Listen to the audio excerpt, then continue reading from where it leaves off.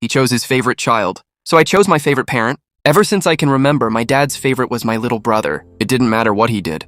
If he got in trouble at school, if he broke something, if he lied, Dad always found a way to excuse it. But when I made a mistake, he'd lecture me for hours. When my brother scored a goal in soccer, Dad bragged about it for weeks. When I got an A on my math test, he barely looked up from his phone. The thing is, I kept trying.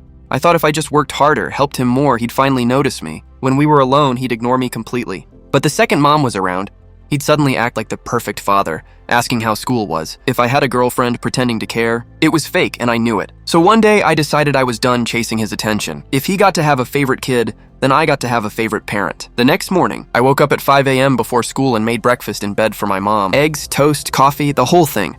When my dad woke up and saw her eating, he looked shocked. "Where's mine?" he asked. I just smiled and said, "Oh, I only made it for Mom." From that day on, it became my routine. Every morning I made my mom breakfast in bed.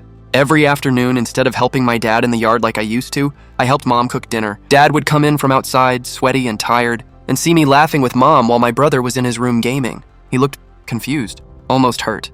At first, he tried to act like he didn't care, but I could see it bothered him. He'd make little comments. "Didn't you used to help me with the garden?" Or, "Wow, must be nice having a personal chef." I just shrugged and said, "Yeah, Mom deserves it."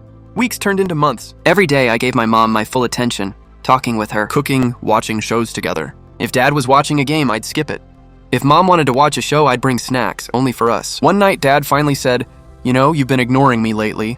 I looked at him and said, "Now you know how it feels." He didn't say anything for a long time, just sat there quietly. After that night, something changed.